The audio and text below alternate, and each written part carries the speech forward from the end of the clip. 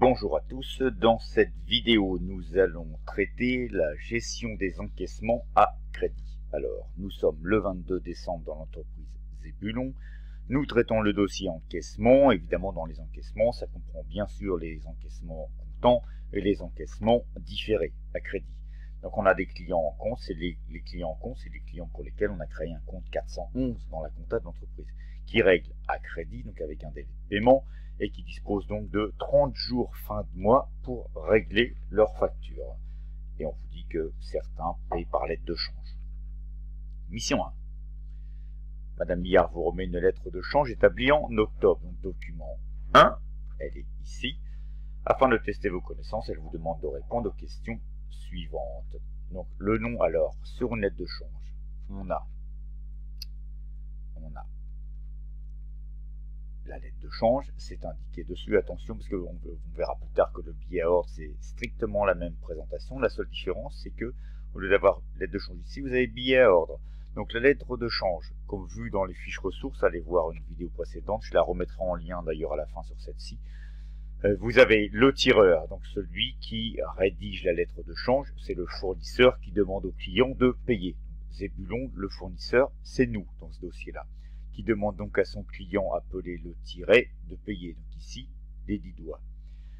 Le montant pour contrôle qu'on retrouve deux fois, que je vous rappelle qu'on appelle ça un nominal sur un effet de commerce. La domiciliation, c'est la banque du tiret, donc la banque du client, les 10 doigts.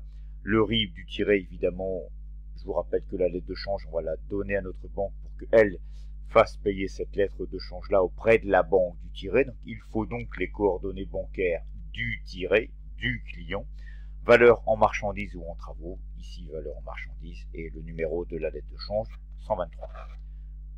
Alors, notre client, donc le nom du tiret, le client, les 10 doigts, c'est un client en compte. Le bénéficiaire de la lettre de change, bien sûr, c'est le fournisseur qui crée la lettre de change et qui demande au fournisseur de lui payer le montant, le nominal indiqué sur la lettre de change. Donc le bénéficiaire, c'est Zebulon. Le montant, donc le nominal, c'est 2164,64. Il est dû à la date d'échéance, donc le 30 novembre. La date d'échéance, c'est la date à laquelle le client doit payer. Et la date de création, c'est la date à laquelle on crée la lettre de change. Donc, à quelle date la vente a-t-elle eu lieu? Alors, on a juste la date de la création de la lettre de change du 23 octobre. On peut supposer qu'elle a été faite avec la facture, parce que par exemple sur le PGI, quand vous éditez une facture, il y a un modèle d'impression de facture, et en bas de la facture, on peut imprimer directement la lettre de change. Donc c'est la même date. On accède là, on va supposer que c'est le 23 octobre. Alors, que signifie le numéro? Donc 00145, code établissement, code guichet, numéro de compte RIB, ce sont les coordonnées bancaires du tiret. Le client. Peut-on connaître le nom de l'établissement bancaire du tiret? Donc quand on regarde la domiciliation du tiret, on a sa banque, ici le Crédit Agricole, mais on a aussi l'adresse. Là, on a juste Paris, mais il faudrait l'adresse exacte. Donc Crédit Agricole, Paris. Il faut les deux obligatoirement. Bon, voilà pour cette première partie. Rien de compliqué. On passe à la suite.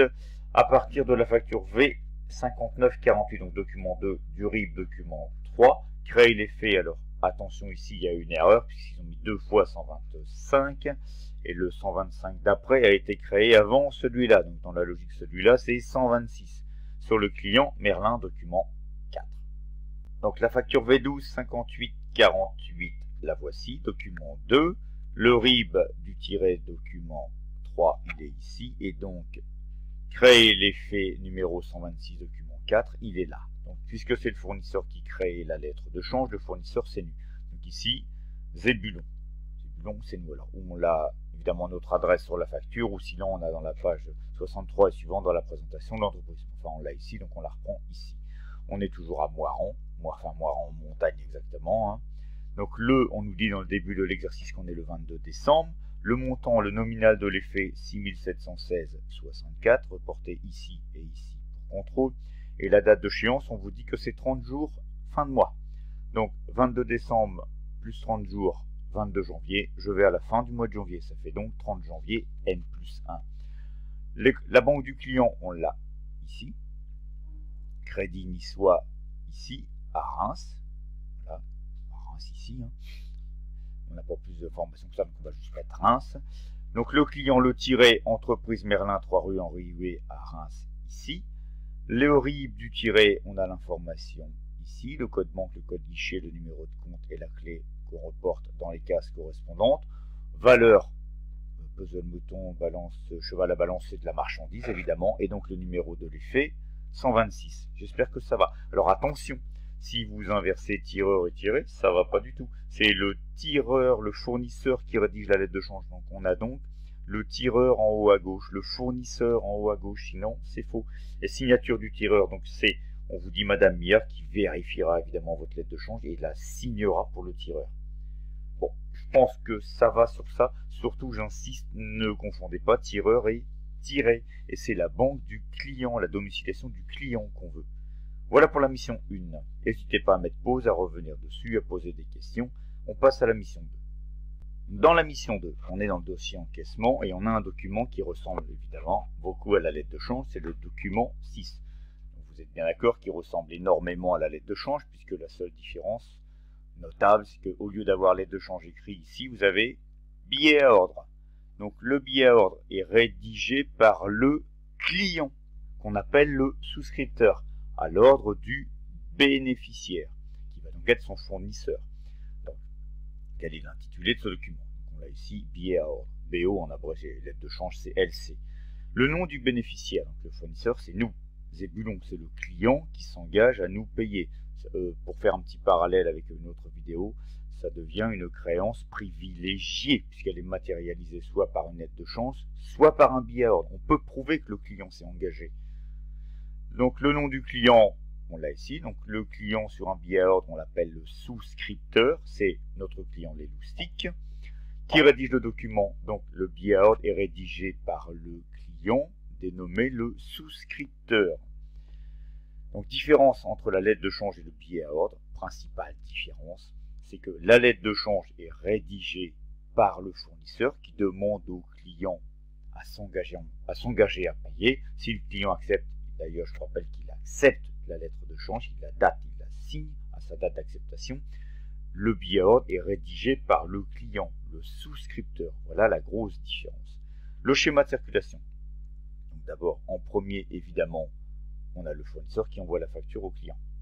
S'il n'y a pas de facture, il n'y a pas de billet à ordre ou il n'y a pas de lettre de change. Et en 2, le client s'engage à payer le fournisseur en complétant et en lui envoyant un billet à ordre. Voilà pour la mission 2. Donc, attention, on retrouve ici le bénéficiaire, ici le souscripteur. Donc toujours les coordonnées bancaires du client. Donc RIB du tiret sur la lettre de change, RIB du souscripteur sur le billet à ordre avec toujours la domiciliation du souscripteur ou tiré sur la lettre de change avec le nominal qui ne change pas. Ça c'est toujours un nominal même sur une lettre de change, même sur un billet à ordre, et on a toujours la date d'échéance comme sur la lettre de change. Et on pourrait avoir ici valeur en marchandises ou en travaux avec un numéro qu'on n'a pas ici. Donc mission 3. Donc mission 3. Nous avons maintenant un document qui s'appelle l'échéancier des effets à recevoir, donc qui va récapituler l'ensemble des effets détenus dans le portefeuille du fournisseur. Donc les effets à recevoir. Alors combien le client boîte à malice doit-il payer et à quelle date? Donc le client boîte à malice, donc là on suppose quand même que depuis le 10 octobre, je vous rappelle qu'on est le 22 novembre, c'est payé, donc on va considérer qu'il n'y a que celle-là. Donc date d'échéance le 15 novembre, on est le 22, donc il est temps.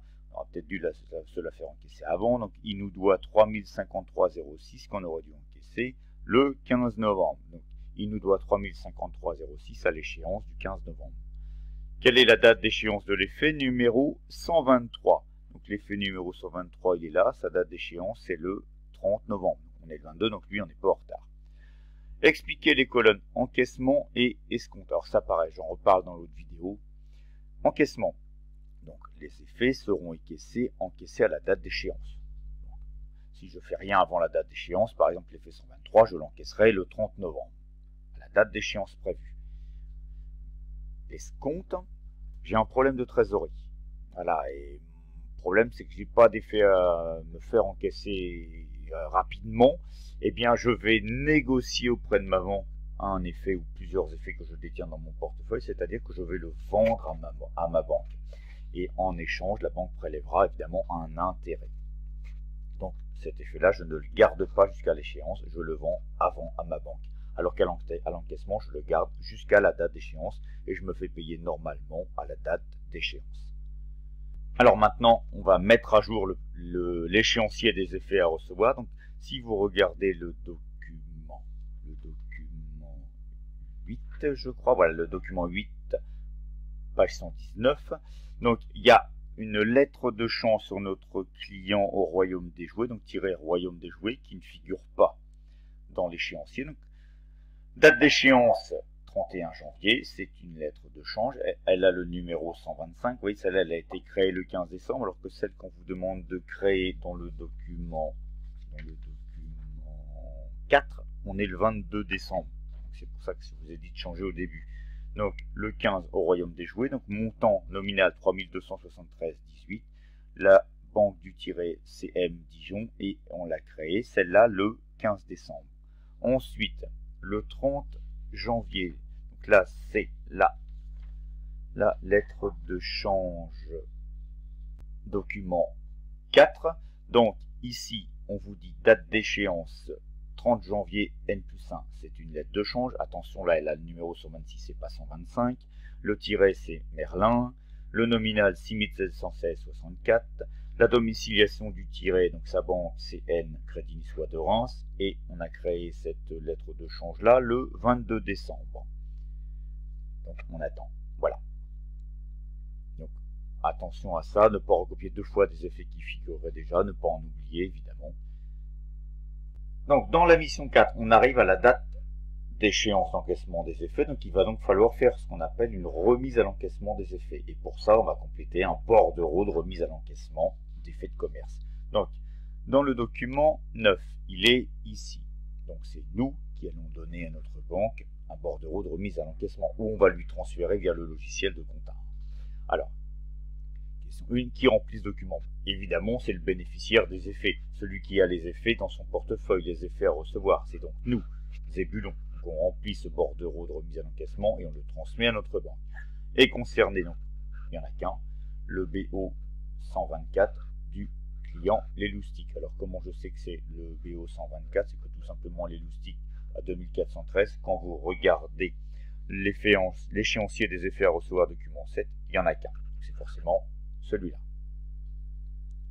Donc, ensuite, on vous demande ce qu'il faut écrire au dos de l'effet. Alors, on met tout simplement notre nom, notre raison sociale, notre numéro de compte, notre signature et la mention valeur à l'encaissement.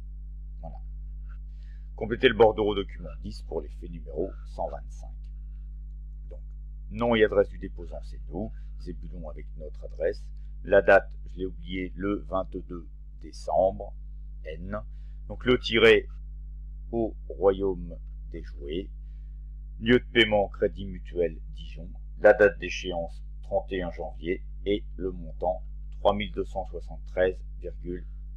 C'est ce qu'on vous dit là, l'effet 125. Je vais aller le rechercher. Voilà, c'est cet effet-là qu'on va déposer, l'effet 125, cette aide de change-là, 3273,18 au royaume des jouets. Donc on reporte les informations au royaume des jouets. Donc à l'échéance 31 janvier, elle est là. Création 15 décembre. Échéance 31 janvier, le montant 3273,18. Donc le nom de l'agence, c'est notre agence Moiran en montagne. Et là, attention, c'est notre RIB à nous qu'il faut. Parce que quand on va donner ça à la banque, on lui donne les effets avec. Donc là, il faut mettre nos coordonnées bancaires à nous. On les trouve page 65 dans nos coordonnées bancaires. Donc voilà pour le bordereau de remise à l'encaissement. Alors, ce chapitre-là est terminé. Donc je répète, attention, ne confondez pas lettre de change et billet à ordre. La lettre de change est rédigée par le fournisseur, le billet à ordre est rédigé par le client. Donc on a un portefeuille d'effets à recevoir qui est récapitulé dans un échéancier. Et quand on arrive à la date d'échéance, quelques jours avant, on complète un bordereau de remise à l'encaissement qu'on va donner à sa banque pour encaissement. Ou si on a eu besoin d'argent avant, on va faire ce qu'on appelle un escompte d'effets de commerce. On complétera un bordereau de remise à l'escompte et on vendra un ou plusieurs effets à sa banque afin d'avoir de la trésorerie en échange d'intérêts. Merci à vous d'avoir suivi cette vidéo. Bonne journée à tous. N'hésitez pas si vous avez des questions, abonnez-vous, etc. Merci, bonne journée.